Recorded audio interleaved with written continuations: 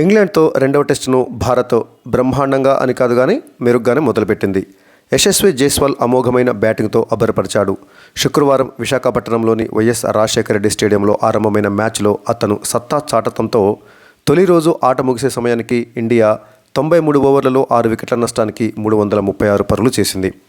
ఇక ఇంగ్లాండ్ అరంగేట్రం స్పిన్నర్ షోయబ్ బషీర్ 2 వికెట్లతో, రెహమాన్ అహ్మద్ 2 వికెట్లతోటి మెరిశారు. యశస్వి జైస్వాల్తో పాటు రవిచంద్రన్ అశ్విన్ 5 పరుగులతోటి ప్రస్తుతం క్రీజ్లో ఉన్నారు. అశ్విన్తో కలిసి రెండవ రోజు స్కోర్ బోర్డును యశస్వి జైస్వాల్ ఎక్కడి వరకు తీసుకువెళ్తాడన్నది ఆసక్తికరం. ఇక వీరి తర్వాత బ్యాటింగ్ చేసేటటువంటి ఆటగాళ్ళు లేరు కాబట్టి వీరు ఎక్కడి వరకు ఇండియా స్కోర్ను తీసుకువెళ్తారనేదే కీలకమైన అంశం. గాయాలతో జట్టుకు దూరమైన కేఎల్ రాహుల్, జడేజా స్థానంలో రజత్ పటీదార్, కుల్దీప్ యాదవ్ తుది జట్టులోకి వచ్చారు. మాజీ ఆటగాడు జహీర్ ఖాన్ నుంచి రజత్ పటీదార్ టెస్టు టోపీని అందుకున్నాడు. సిరాజ్కు బదులు ముఖేష్ను టీమిండియా బరిలోకి దింపింది. పనిభారం పెరిగిన నేపథ్యంలో జట్టు నుంచి కూడా సిరాజ్ను విడుదల చేయడంతో అతను కుటుంబ సభ్యులతో గడిపేందుకు హైదరాబాద్కు చేరుకున్నాడు. ఇక 3వ టెస్టుకు ముందు అతను తిరిగి జట్టులోకి చేరుతాడు.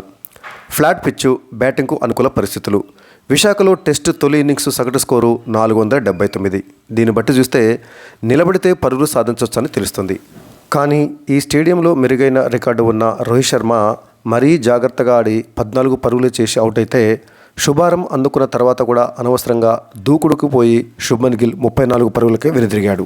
యశస్వి జైస్వాల్ మాత్రం గొప్ప ఆట తీరును కనబరిచాడు. అద్భుతమైన డిఫెన్స్ నైపుణ్యాలతో పాటు సమయోచితంగా బౌండరీలు బాదాడు. స్వీప్తో స్పిన్నర్లను సమర్థవంతంగా ఎదుర్కొన్నాడు. తొందరపాటు లేకుండా ఓపికతో నిలబడ్డాడు. తొలి గంట పాటు రోహిత్, యశస్వి ప్రశాంతంగా బ్యాటింగ్ చేశారు. కానీ అరంగేట్ర బౌలర్ బషీర్ రోహిత్ను బుట్టలో వేసుకొని అంతర్జాతీయ కెరీర్ను ఘనంగా మొదలుపెట్టాడు. ఆఫ్ స్టంప్ అవతల పడి లోపలికి తిరిగిన బంతిని ఫ్లిక్ చేద్దామని రోహిత్ ప్రయత్నించాడు. కానీ ఊహించిన దానికంటే వేగంగా ఎక్కువగా తిరిగిన ఆ బంతి బ్యాట్ను ముద్దాడి లెగ్ స్లిప్లో పోప్ చేతిలో పడింది. గిల్కు మంచి ఆరంభమే దక్కింది. బషీర్ బౌలింగ్లో వరుసగా 2 ఫోర్లు కొట్టాడు.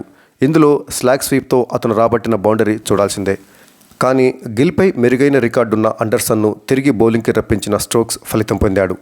ఆఫ్ స్టంప్ అవతల పడ్డ బంతిని వెంటాడిన గిల్ వికెట్ కీపర్కు చిక్కి 5వ అండర్సన్ బౌలింగ్లో అవుట్ అయ్యాడు. వికెట్లు పడ్డ మరో ఎండ్లో యశస్వి జైస్వాల్ తనదైన శైలిలో సాగిపోయాడు. బషీర్ బౌలింగ్లో వరుసగా 6 4తో అర్ధశతకం చేసుకున్నాడు. దీంతో టీమిండియా 2 వికెట్ల నష్టానికి 103 పరుగులతో లంచ్కు వెళ్ళింది. రెండో సెషన్లోనూ జైస్వాల్ జోరు కొనసాగించాడు. వేగం పెంచాడు. కట్టు, cover drive, sweep, reverse sweep, లాఫ్టెడ్ షాట్లు ఇలా బంతిని మైదానంలోని అన్ని వైపులకు పంపించాడు. రూట్ బౌలింగ్లో బ్యాక్ ఫుట్పై బలంగా నిలబడి భుజాలను విదిల్చి బంతిని అమాంతం లేపి ఎక్స్ట్రా కవర్ బౌండరీ బయటపడేశాడు. గత టెస్టులో భారత్ను దెబ్బకొట్టిన హాట్లీని లక్ష్యంగా చేసుకుని యశస్వి బౌండరీలు రాబట్టాడు. అతని ఓవర్లో వరుసగా 3 ఫోర్లు కొట్టాడు. అతను వేసిన మరో ఓవర్లోనే లాంగ్ ఆన్ మీదుగా 6 బాది జైస్వాల్ 151 బంతుల్లో తన శతకాన్ని అందుకున్నాడు. మరోవైపు అండర్సన్ షార్ట్ పిచ్ బంతుల సవాలును తట్టుకున్న శ్రేయస్ హాట్లీ బౌలింగ్లో తక్కువ ఎత్తులో వచ్చిన బంతికి అవుట్ అయ్యాడు. శ్రేయస్ అయ్యర్ 27 పరుగులు చేసి అవుట్ అయ్యాడు.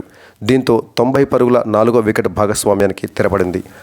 అక్కడి నుంచి అరంగేట్రం ఆటగాడు రజత్ పటీదార్తో కలిసి జైస్వాల్ ఇన్నింగ్స్ను నడిపించారు. రజత్ పటీదార్ స్వీప్ షాట్లు ఆడాడు. రూట్ ఓవర్లో రివర్స్ స్వీప్తో అతను రాబట్టిన 4 ఆకట్టుకుంది. 3 వికెట్ల నష్టానికి 225 పరుగులతో భారత్ రెండో సెషన్ను ముగించింది.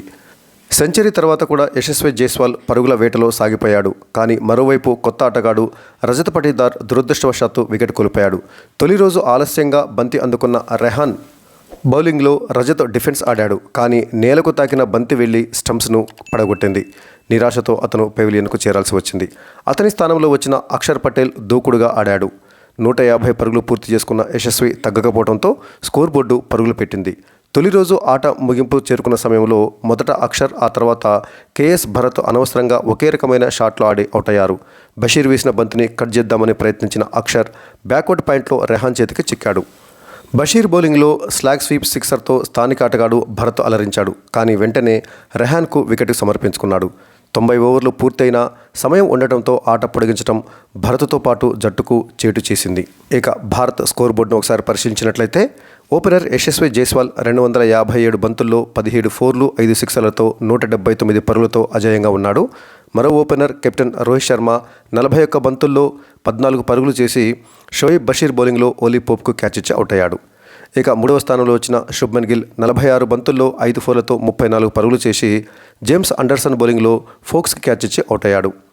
శ్రేయస్ అయ్యర్ 59 బంతుల్లో 3 ఫోర్లతో 27 పరుగులు చేసి టామ్ హార్ట్లీ బౌలింగ్లో ఫోక్స్ క్యాచ్ ఇచ్చి అవుట్ అయ్యాడు. రజత్ పటీదార్ 72 బంతుల్లో 3 ఫోర్లతో 32 పరుగులు చేసి రెహాన్ అహ్మద్ బౌలింగ్లో బౌల్డ్ అయ్యాడు. ఇక అక్షర్ పటేల్ 51 బంతుల్లో 4 ఫోర్లతో 27 పరుగులు చేసి షోయబ్ బషీర్ బౌలింగ్లో రెహాన్ అహ్మద్కి క్యాచ్ ఇచ్చి అవుట్ అయ్యాడు. ఇక కీపర్ శ్రీకర్ భరత్ 23 బంతుల్లో 2 ఫోర్లు 1 సిక్సర్తో 17 పరుగులు చేసి రెహాన్ అహ్మద్ బౌలింగ్లో షోయబ్ బషీర్కి క్యాచ్ ఇచ్చి అవుట్ అయ్యాడు. ఇక రవిచంద్రన్ అశ్విన్ 10 బంతుల్లో 1 ఫోర్ తోటి 5 పరుగులు చేసి నాట్అవుట్గా ఉన్నారు. ఇక ఇంగ్లాండ్ బౌలర్లలో రెహాన్ అహ్మద్, షోయబ్ బషీర్ చెరొక 2 వికెట్లు తీగా టామ్ హార్ట్లీ, జేమ్స్ అండర్సన్ చెరో వికెట్ తీశారు. ఇక రెండవ రోజు అశ్విన్తో కలిసి యశస్వి జైస్వాల్ భారత స్కోర్ను ఎక్కడి వరకు తీసుకువెళ్తాడన్నది మనం చూడాలి.